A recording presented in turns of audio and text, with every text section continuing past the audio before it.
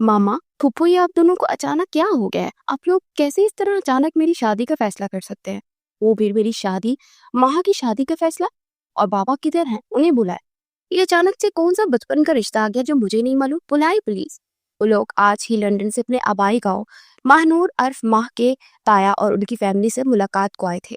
बचपन के इस तजादात की सजा को तोड़कर अब आबोहवा बहाल हुई थी कि रिश्तों की बहाल माँ पर कहर बनकर गुजरी थी। हाँ, जस्ट कीप क्वाइट कि किस तरह बिहेव कर रही हो। और रही बात तुम्हारे पापा की, तो अभी वो तुम्हारे तायाजान के साथ ही आ जाएंगे कुछ देर में। सबीन ने नगीन, जो कि इसकी फूफो की बेटी और शैला उसकी फूफो से पेशमान होकर माँ को जरा सख्ती से कहा। वो सब उसे काफी देर से चुप करवाने की कोशिश में थे, जो चुप होकर नहीं दे रही थी। जब से वो नीचे से ऊपर अपनी जिंदगी का इतना बड़ा फैसला सुनकर आई थी, उसकी तो जैसे तन बदन में आग लग गई। इतनी देर से जिस शख्स को नगीन के सामने पेंटू पेंटू कह रही थी, वही अचानक उसके साथ मुंसलिक कर दिया गया था। उसने कभी सोचा भी नहीं था। नगीन के अलावा अपने किसी कजिन से कभी नहीं मिली, ना ही बात की थी।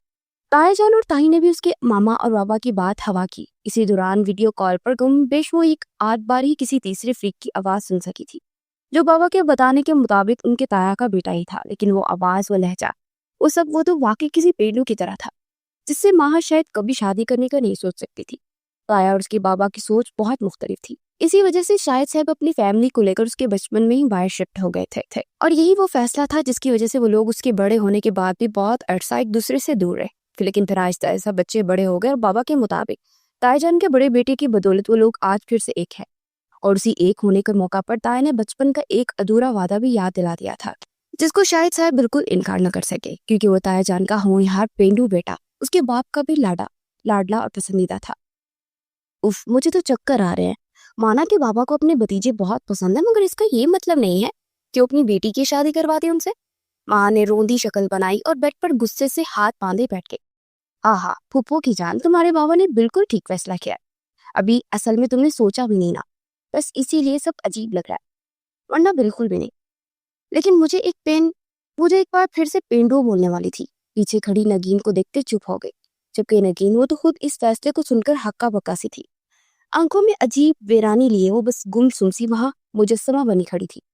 और खैर, वहां था ही कौन जो उसकी वीरानी देख पाता। महा, क्या तुम्हें कोई पसंद है? सबीन बेगम ने कुछ देर के बाद थरकते दिल से उससे पूछा था। नहीं मामा, मुझे भला क्यों कोई पसंद है, लेकिन चलो शैला, फिर ये खुद ही कुछ देर में ठीक हो जाएगी।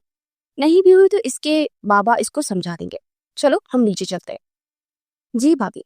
नगीन, बहन का ख्याल रखना। वो दोनों नंद भावच के नीचे चल दी, जबकि नगीन रूही खड़ी रही और महा परेशान पेशानी लिए पीछे बेड पर गिरने के अंदाज में लेट गई। नगीन नगीन नगीन, मुझे तो कुछ समझ ही नहीं आ रहा कि क्या तुम्हें इस बारे में कुछ मालूम नहीं था? वो पंखे को देखते हुए पूछ रही थी, जबकि नगीन ने एक बेतासुर निगाह उससे पड़े बेड के पास उस पर डाली। नहीं, मुझे तो कुछ मालूम ही नहीं था। हाँ, वही तो मुझे भी समझ नहीं आ रही।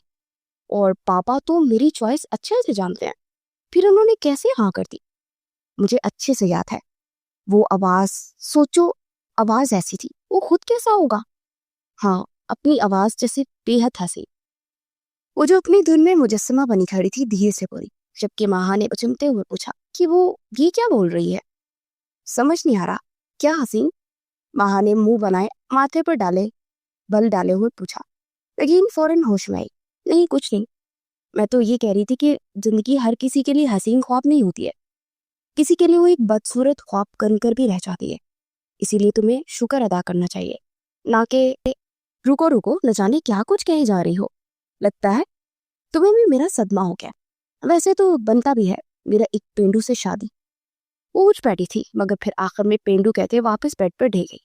न जाने वो अपने बाबा को कैसे समझाएगी, क्योंकि दो बातें वो अच्छे से जानती थी।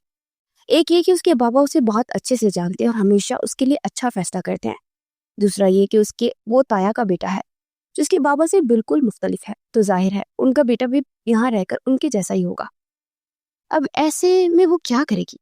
क्या होगा आगे? रात काफी हो गई थी, मगर उसकी आंखें नींद से खाली थी।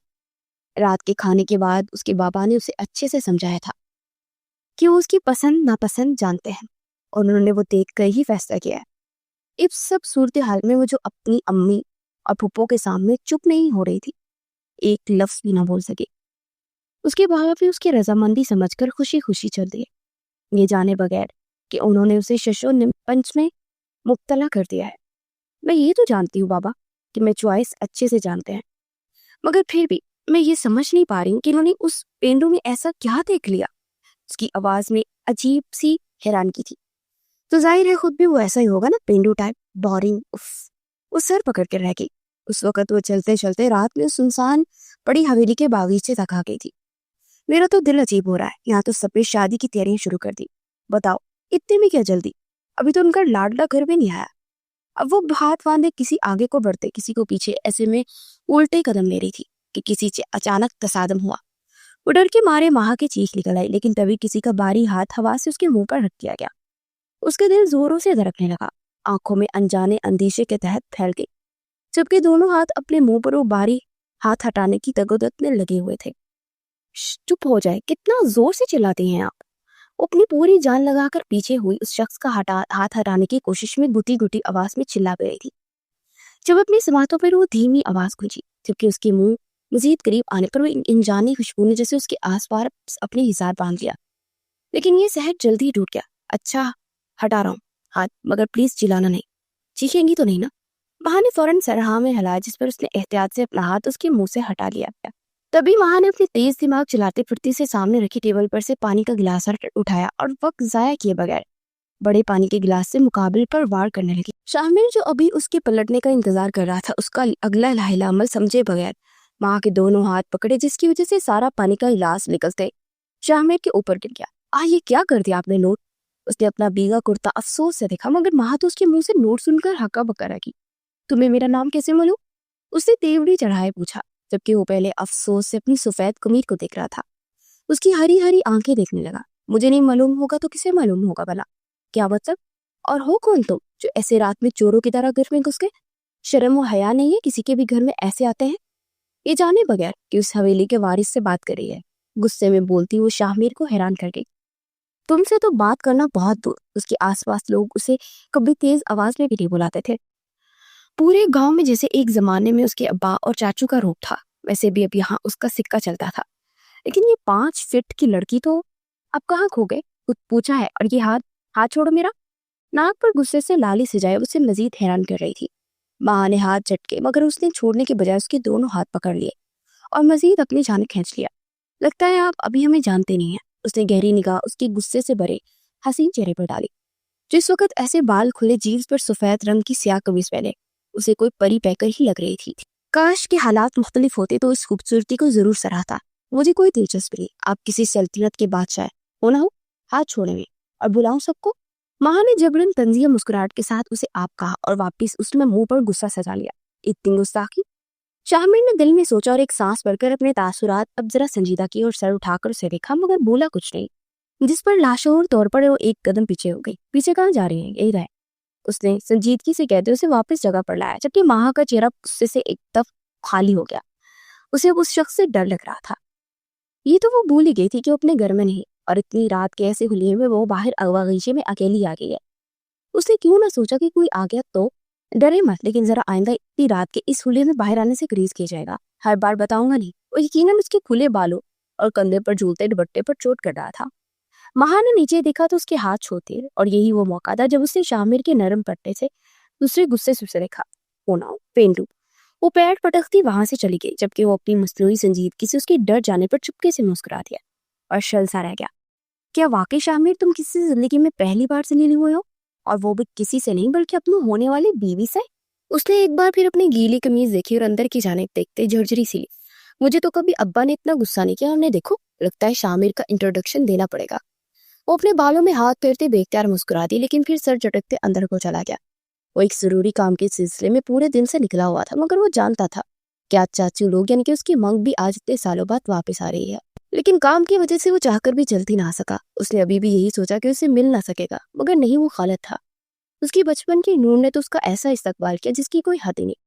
लोग फूल बरसाते और ये पानी फेंक कर मार रही थी मुझे। उसी की सोचों में गुम वो अपने कमरे में चल दिया। अगली सुबह रोशन रोशन सी थी। सब नाश्ते की टेबल पर बैठे उन दोनों का ही इंतजार कर रहे थे, जो कि न जाने किन ख्वाबों में खोए थे। ये जाने बगैर कि दोनों ही रात पे देर से सोए थे। और कमरे में जाने के बाद भी नींद काफी देर तक दोनों की आंखों से कोसों दूर थी। शामिर कहाँ है? सलमा बेगम रात को घर न आने आए थे क्या? शाहवीर साहब ने अपने बेगम से पूछा। नहीं, वो रात को जरा देर से घर आया था, मैंने फजर में उससे पूछा, बस आता ही होगा। वो लोग बात कर रहे थे जब शामिर और महानूर एक साथ सीढ़ियां पहुंचते नीचे आए। जबकि शामिर को अपने मुकाबिल खड़ा देख वो एक बार फिर मुंह बनाकर चल दी, जिस पर वो बेचारा बस सर झटक कर रह गया। और छटांग भर की लड़की को वो बाद में एक साथ देख लेगा। अस्सलाम वालेकुम चाचा चाची, कैसे हैं आप दोनों? अरे वालेकुम सलाम मेरा शेर, बच्चा कहाँ रह गए थे तुम? मैंने तो सोचा कि एयरपोर्ट पर मिलोगे, मगर नहीं, हमारे आने पर भी काम कर। शाहिद साहब ने उसे गले से लगाया और शिकवे शुरू कर दिए, जिस पर वो हंस दिया। अरे बख्श दे बच्चे को, हमें तो खुश होना चाहिए कि हमारा शाहिद इतना लायक है। शुक्रिया चची जान, बाल बाल बचा लिया।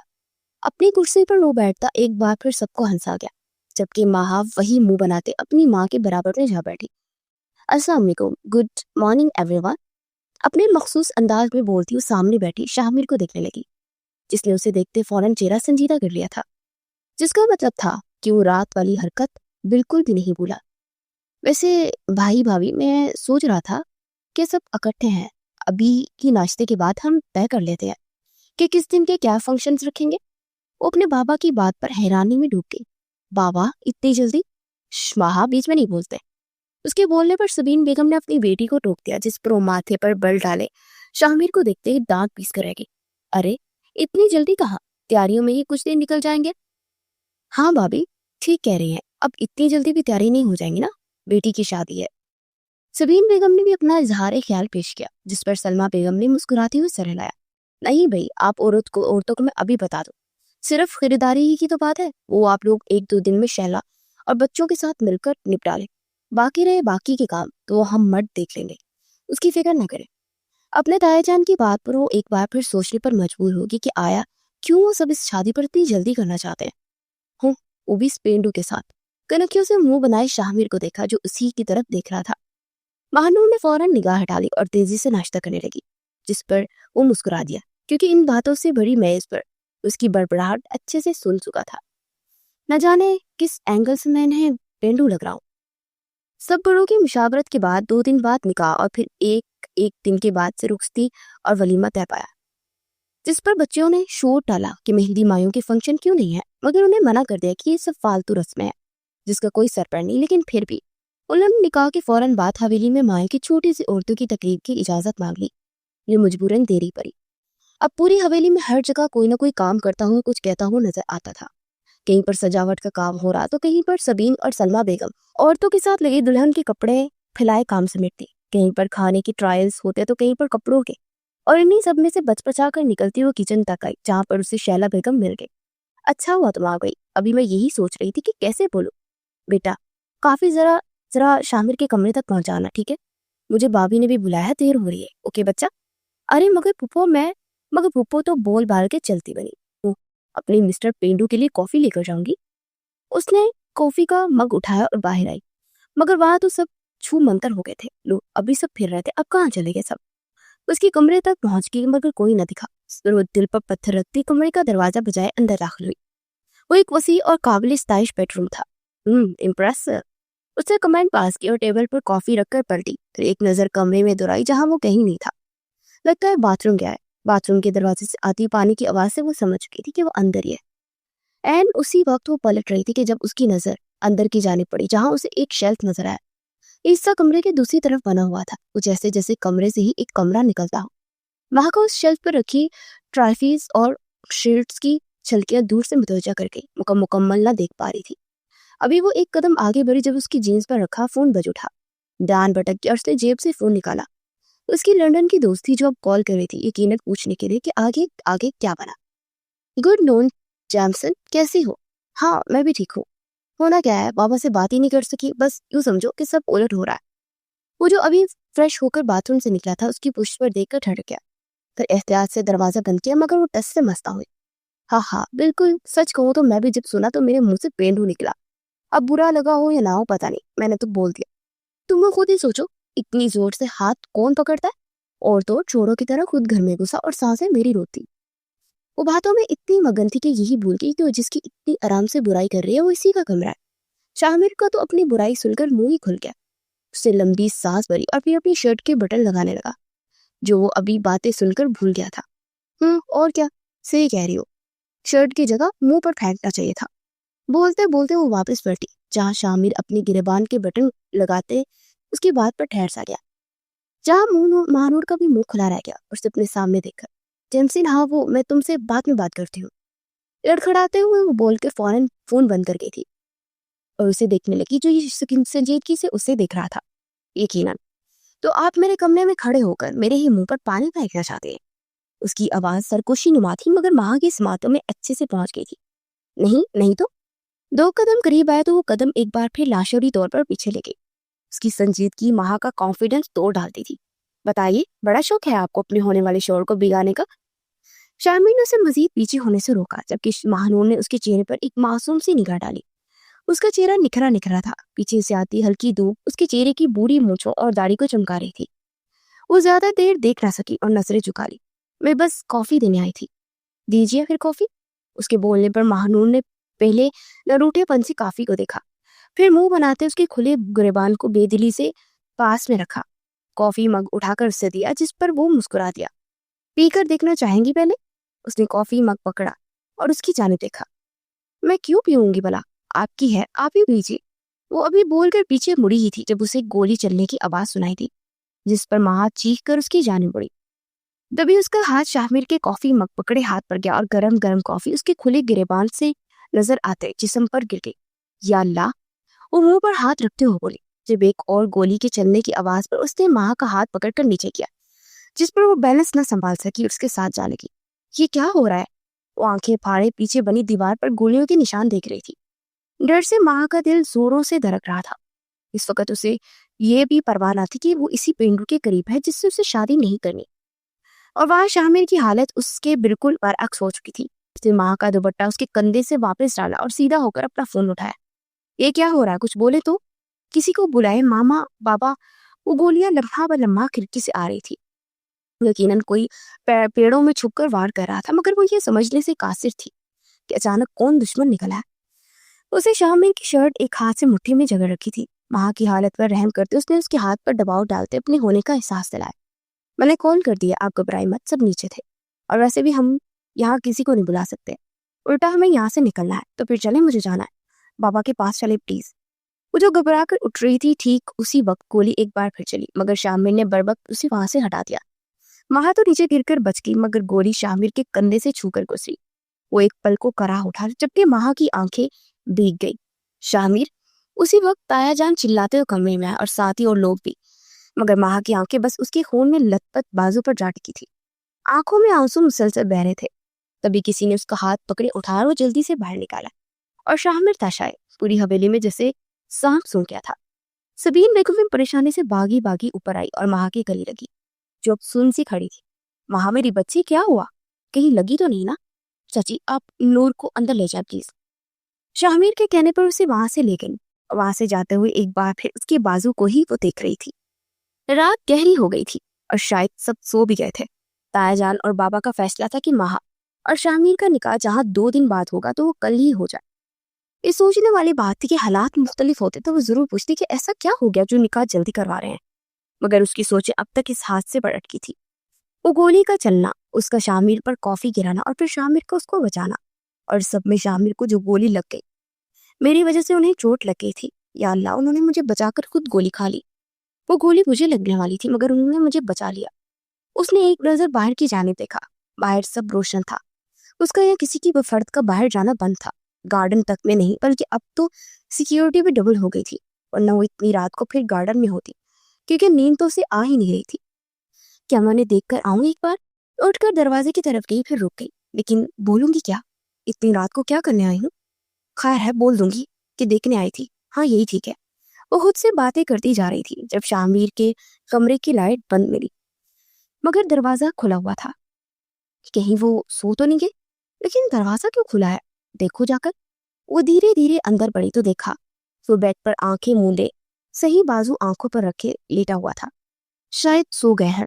वो आहिस्ता से चलकर उसके बेड के सराहने पर पहुंच गई। शामिर उसी वक्त शर्टलेस था, क्योंकि कॉफी से जो उसका सीना जल गया था।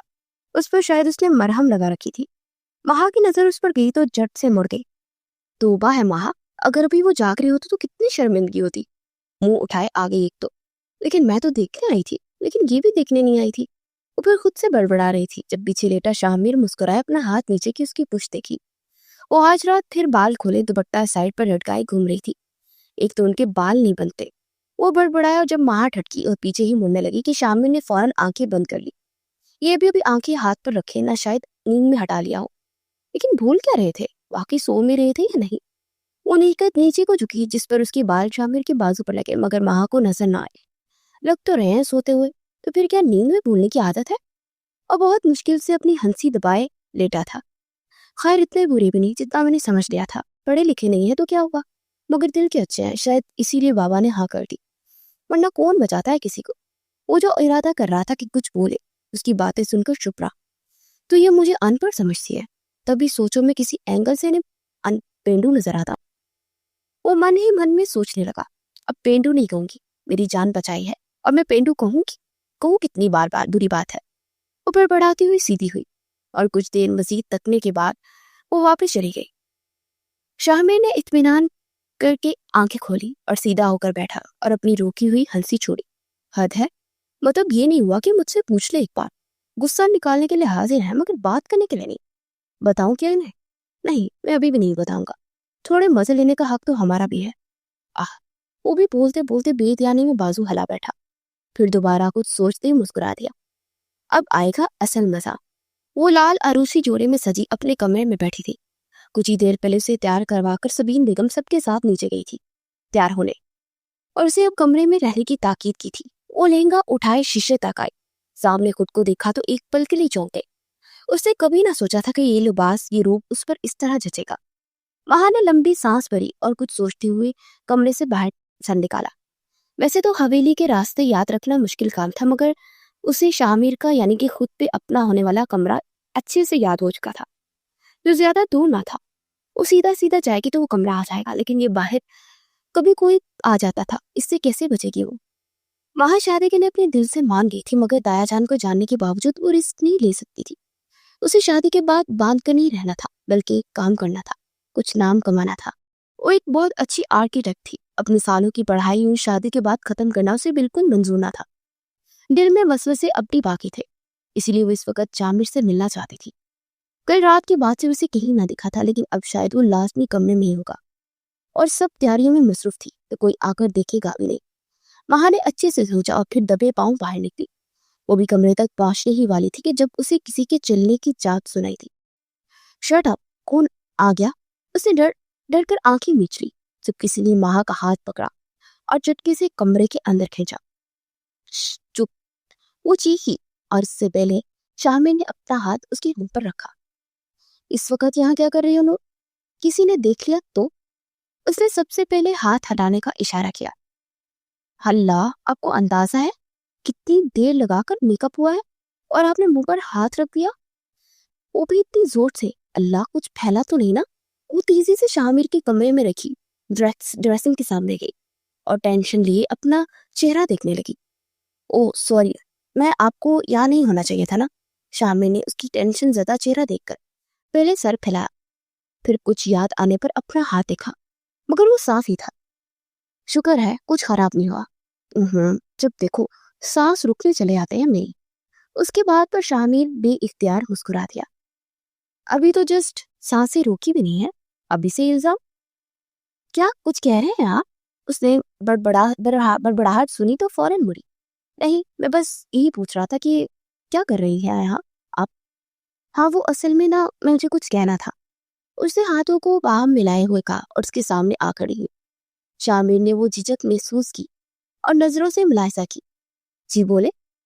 एक नजर बाहर दरवाजे पर डाली और फिर इस पर वो अभी तैयार ना हुआ था। मैं शादी के बाद दरअसल जॉब करना चाहती हूँ। वो मन मनाई थी शायद। क्या? महा ने उसके क्या पर सांस रोके से देखा। क्या वो भी ताया की तरह उसे मना कर देगा? अभी तो दिल में कोम्बल खिली थी, क्या वो मना करके वो मसल डालेगा? मैं दरअसल जॉब करना चाहती हूँ। इसने कहा कि ये शर्त समझ लिया, अगर कबूल हो तो ठीक, वरना मत कीजिएगा। वो तेजी से बोलकर वहां से भाग गई। शामिर का गुस्सा या कोई और रूप शायद वो देखना नहीं चाहती थी। पीछे वो खड़ा गहरी सोच में पड़ गया। माँ कमरे में आई तो शीशो पेंच में मुब्तला हो गई थी।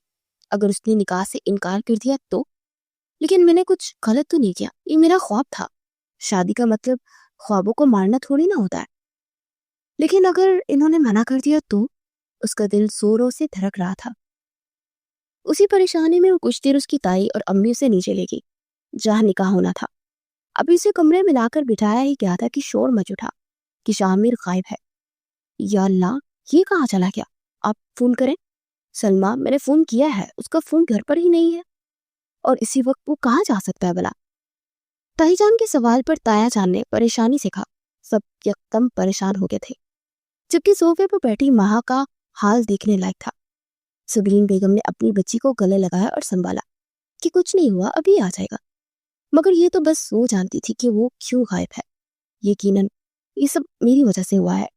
वो निकाह छोड़कर चले गए, मेरी वजह से वो चले गए। उसकी आंखें भीग चुकी थी। महानूर बेटी को अभी कमरे में ले जाए। आप दोनों, हम पता लगा रहे हैं ना, उसे परेशान ना करें।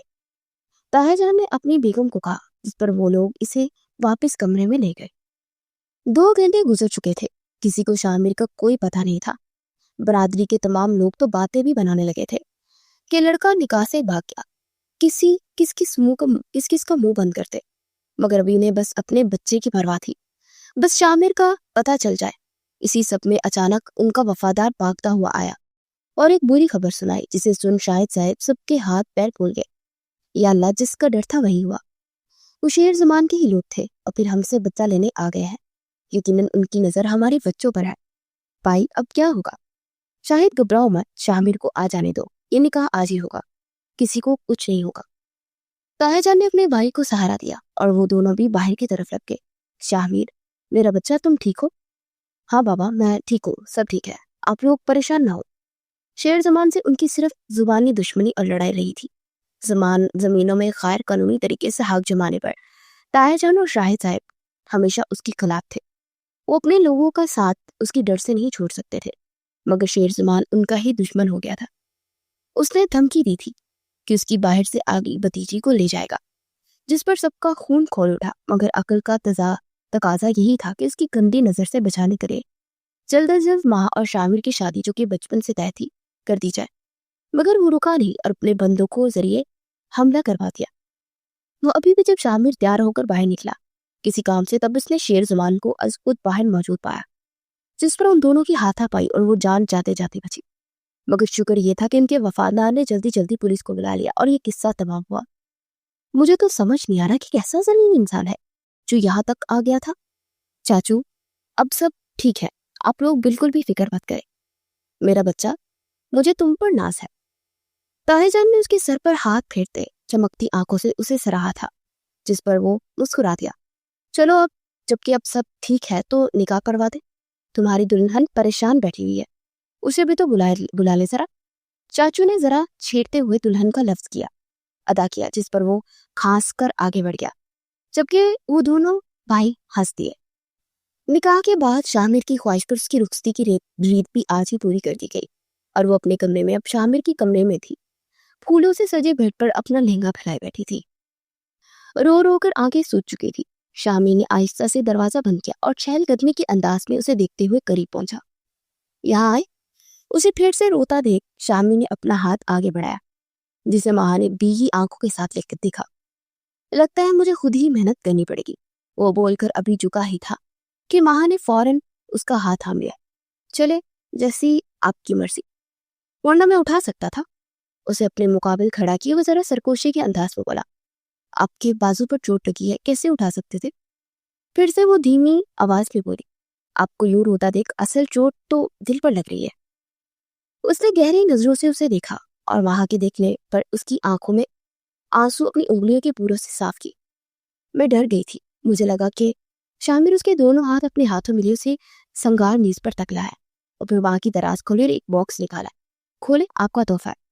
उसने ताबेदारी से सर लाया और बॉक्स खुला, जिसमें एक नाजुक सा नेकलेस था और इसमें एक लटकता पत्थर, यकीनन वो चमकता पत्थर हीरा था। तो उसे मुंह दिखाई में अपनी पूरी जिंदगी की कमाई से खरीदा हीरा दे रहा था। ये तो वो कुछ बोलने लगी थी जब शामिर ने अपनी उंगली उसके लबों पर रखी और वो नेकलेस निकाला और उसके हाथों में पकड़ा और वो सेट जो वो पहले ही पहनी हुई थी उसकी उसकी गर्दन से जुदा कर दिया। लाए, अब इस हीरे की कीमत बढ़ाते हैं। उसके हाथ में नेकलेस लेते हुए उसे सांसें रोकने पर मजबूर कर दिया। वो शन से रह गई।